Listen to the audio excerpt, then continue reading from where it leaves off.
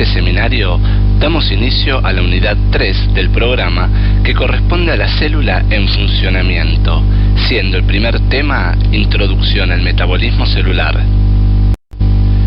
Como ya lo hicimos con otros seminarios, los contenidos sobre metabolismo celular lo vamos a dividir en dos partes. En este primer seminario vamos a empezar definiendo los conceptos de metabolismo y energía, para luego relacionarlos con las leyes de la termodinámica y su aplicación en los seres vivos. Después hablaremos de una molécula muy particular que es el ATP y su función en el metabolismo. Para terminar, desarrollaremos el concepto de enzimas, cuáles son sus características y cómo se regulan. Por último, y como siempre, vamos a relacionar estos contenidos con su aplicación en las ciencias de la salud humana.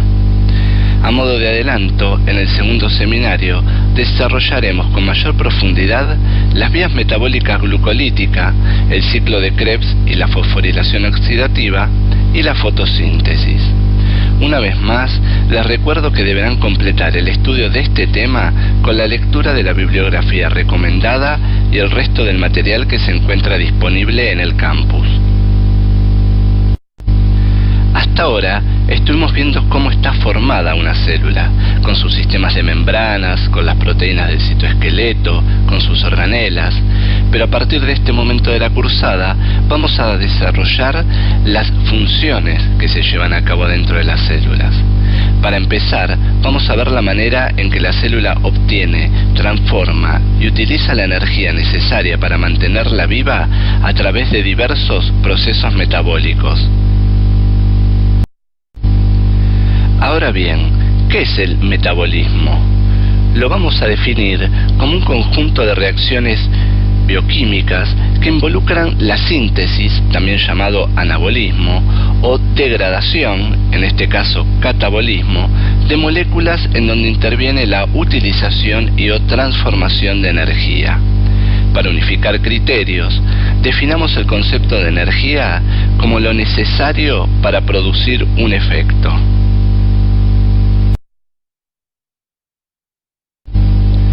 Cabe destacar que la energía es una sola, pero se presenta de diferentes formas, como por ejemplo podemos nombrar la energía potencial y cinética, la energía térmica, la eléctrica, la eólica o la lumínica, las que a su vez pueden aprovecharse para transformarla en otro tipo de energía.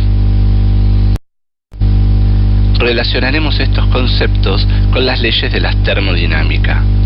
Cuando se quieren estudiar los procesos metabólicos que ocurren en un organismo general y en la célula en particular, como lo hizo Leloir, es necesario comprender las leyes sobre las que se basan estos procesos, que son las leyes de la termodinámica.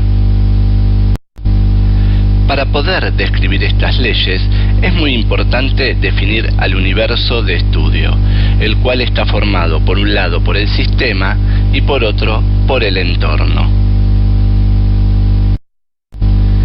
De acuerdo a esto, podemos tener sistemas abiertos, que son los que intercambian energía y materia con el entorno. También tenemos sistemas cerrados, en los que solo hay intercambio de energía. Y por último, tenemos a los sistemas aislados, en donde no hay intercambio de materia ni de energía con el entorno.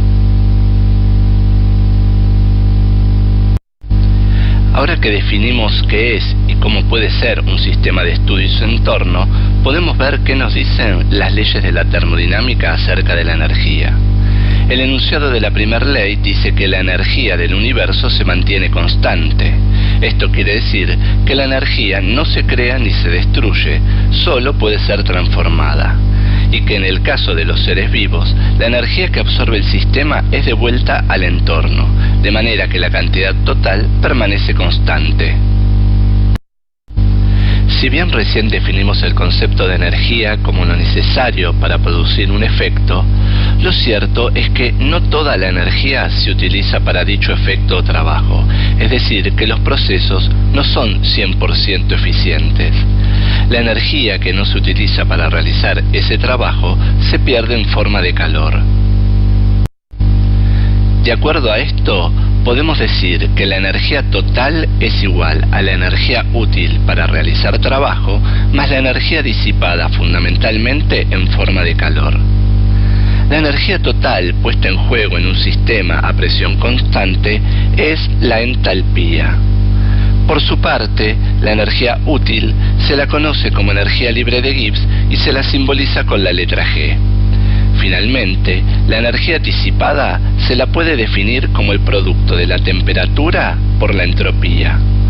De esta manera, la ecuación la podemos redefinir diciendo que la variación de entalpía es igual a la variación de energía libre más la variación del producto de la temperatura por la entropía. La entropía se relaciona con el desorden.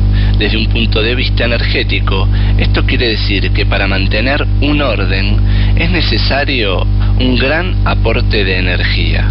O dicho de otra manera, las reacciones espontáneamente tienden al desorden. ¿Quién no pasó alguna vez por esta situación? Creo que con este ejemplo les queda claro el concepto que para mantener ordenado un sistema es necesario el aporte de mucha energía. Ahora ya pueden explicar en sus casas el concepto de entropía y de que las reacciones espontáneas tienden al desorden, y de esta manera pueden justificar por qué sus habitaciones se encuentran así. Con los conceptos que vimos recién, estamos en condiciones de formular la segunda ley de la termodinámica, que dice que la entropía del universo tiende a un máximo. Resumiendo, podemos decir que de acuerdo a la primera ley de la termodinámica, la energía total del sistema permanece constante. Sin embargo, por la segunda ley, sabemos que para que esto pueda mantenerse, es necesario que a medida que la energía útil vaya disminuyendo, la energía disipada vaya aumentando. Otro concepto que se deduce de la primera ley es que independientemente de si la glucosa se degrada en un calorímetro en un solo paso, o si se hace en una célula, la cual, como verán en el próximo seminario, involucra muchos pasos, la cantidad de energía liberada por molécula es la misma.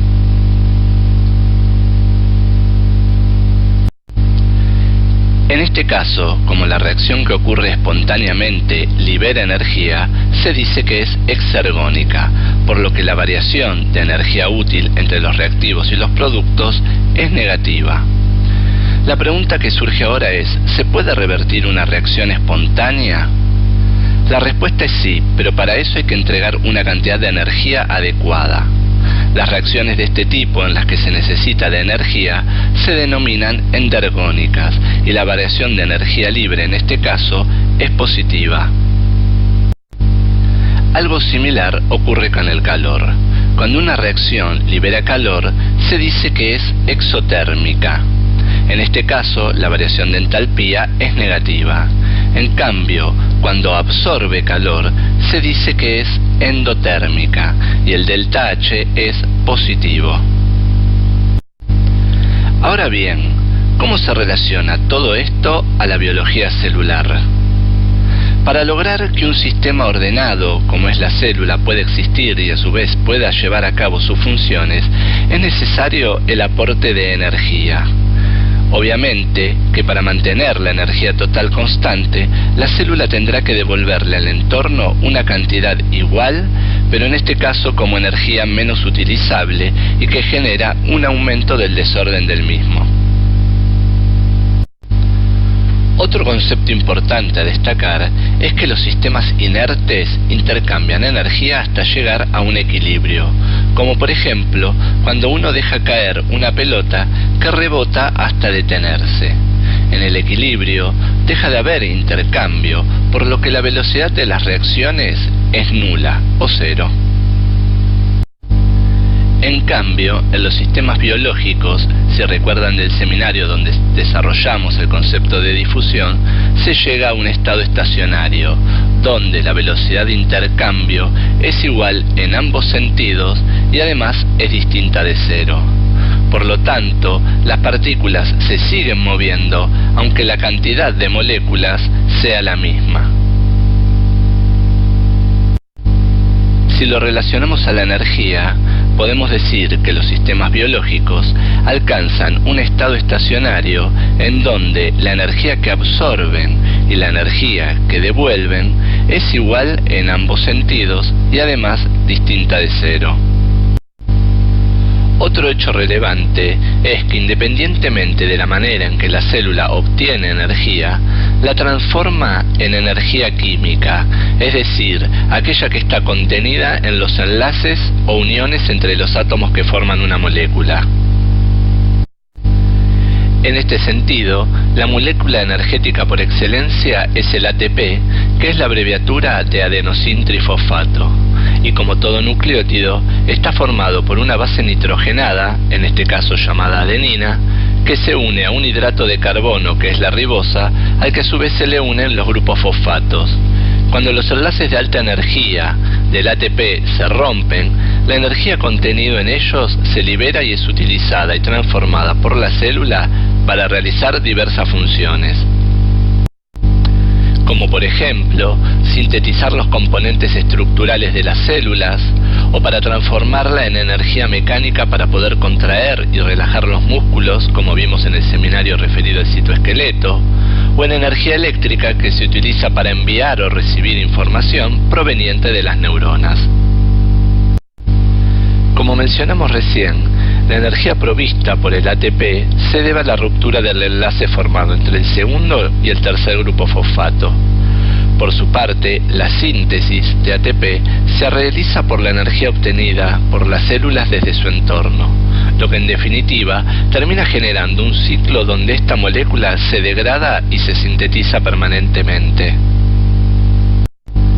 Mencionamos que la energía provista por el ATP es necesaria para llevar a cabo numerosos procesos y reacciones bioquímicas.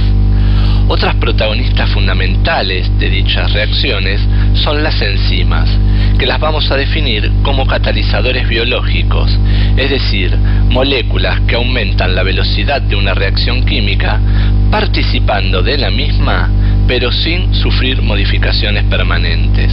De esta manera es posible llevar a cabo reacciones endergónicas o exergónicas en un tiempo compatible con las necesidades metabólicas de la célula. Dentro de los reactivos, la molécula sobre la que actúa la enzima recibe el nombre de sustrato, mientras las que se forman se llaman productos. A nivel estructural, la mayoría de las enzimas son proteínas, aunque también están las ribosimas, que son moléculas de ARN con actividad enzimática. Desde el punto de vista estructural y conformacional, las enzimas pueden ser simples o conjugadas. Se dicen que son simples cuando el sitio activo de la enzima, es decir, el sitio que reconoce al sustrato, está en la propia proteína. Por su parte, se dice que son conjugadas cuando la parte proteica está asociada a una estructura no proteica. En este caso, la parte proteica recibe el nombre de apoenzima y es inactiva.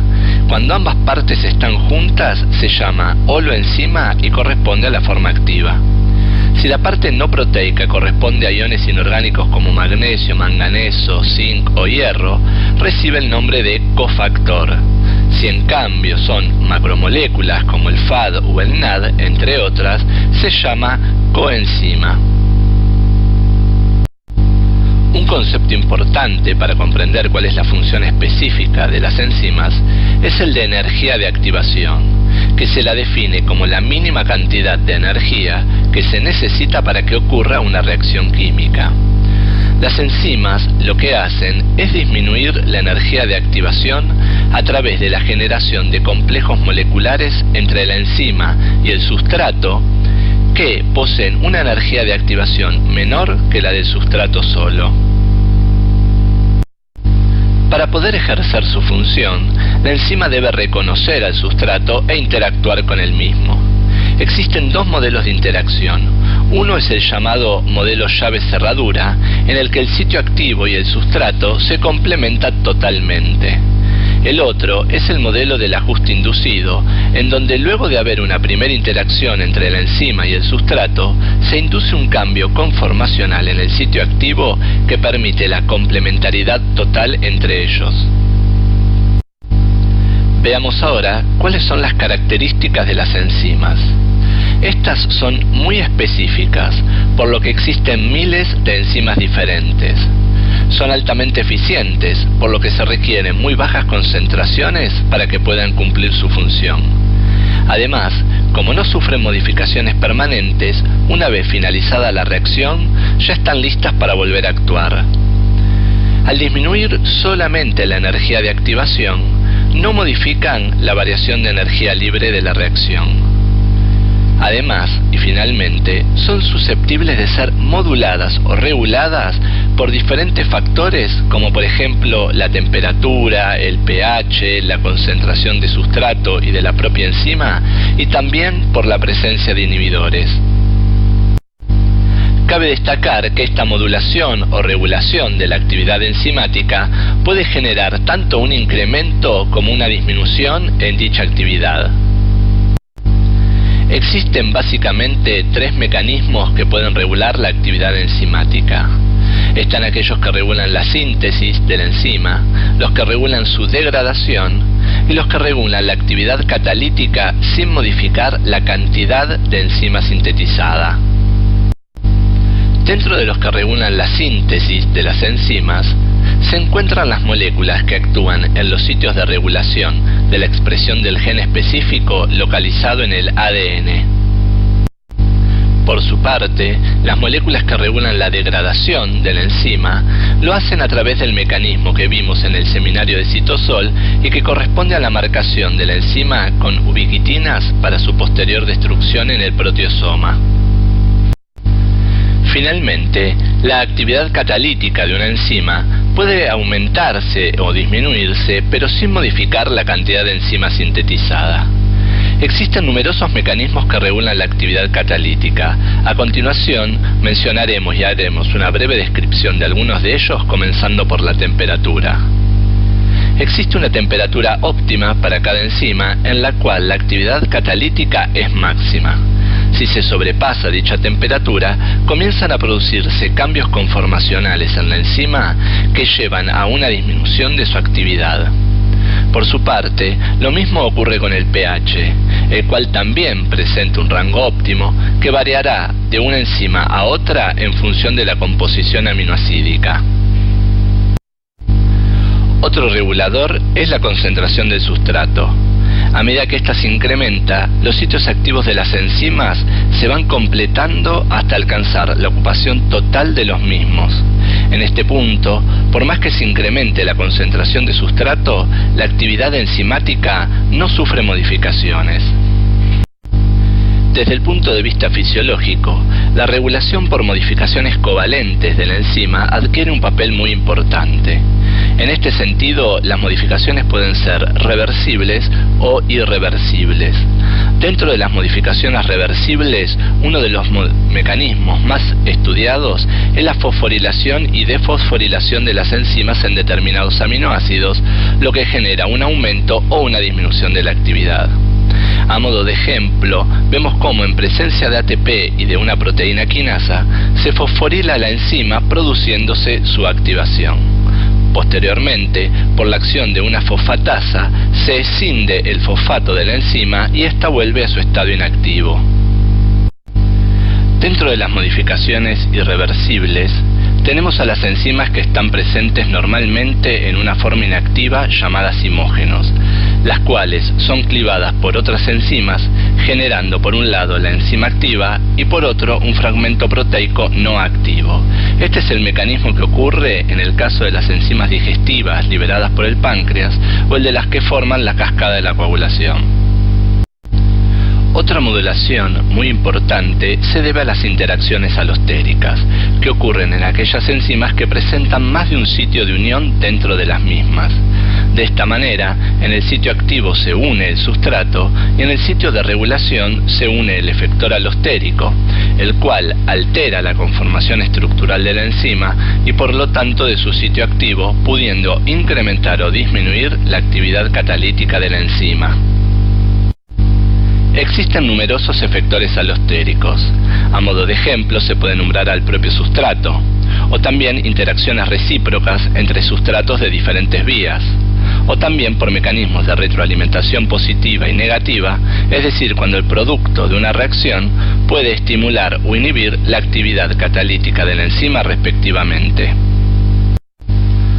Por último, tenemos a un grupo de moléculas que funcionan como inhibidores de las enzimas y que pueden hacerlo por diferentes mecanismos.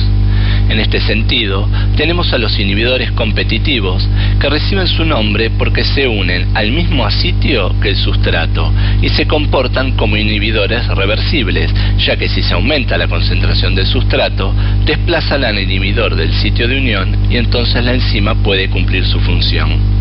También están los inhibidores no competitivos, que se unen a un sitio distinto al del sustrato. Es por este motivo que el incremento en la concentración del mismo no aumenta la actividad catalítica de la enzima. Sin embargo, por lo general, esta unión es reversible.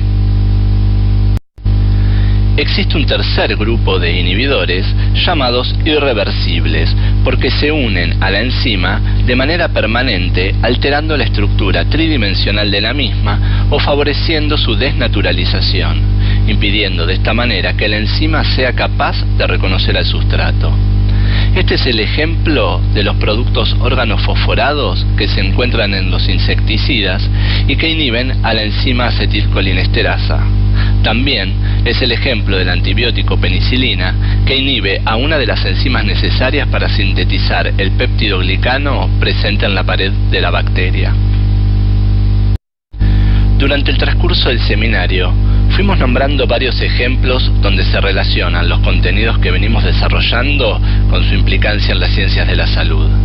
A continuación, veremos otros ejemplos más en donde la determinación de la cantidad de una enzima, así como la de su actividad, en la práctica cotidiana de los bioquímicos, le permite a los médicos arribar a posibles diagnósticos de diferentes patologías como el infarto agudo de miocardio, la pancreatitis o las hepatopatías, por nombrar solo algunas. Además, la industria farmacéutica utiliza las enzimas para obtener grandes cantidades de un producto y por lo general a bajo costo, como es el caso de los antibióticos de la familia de las penicilinas, o en la producción de formulaciones para terapia de reemplazo enzimático, o también como cofactores en el caso de las vitaminas. Otro uso muy importante de las enzimas es en la investigación. A través de la metodología conocida como reacción en cadena de la polimerasa o PCR por sus siglas en inglés, se pudo secuenciar el genoma humano. Esta técnica utiliza una enzima que sintetiza ADN y que es muy particular porque su temperatura óptima de trabajo está a los 72 grados. Además de la investigación, esta metodología también se utiliza para realizar diagnósticos de muy diversas patologías, aunque por sus costos y su complejidad se la deja para una última instancia. De esta manera termina la primera parte del seminario correspondiente a metabolismo. Los invito a ver la segunda parte, donde desarrollaremos la vía glucolítica, el ciclo de Krebs y la fosforilación oxidativa y la fotosíntesis. Muchas gracias.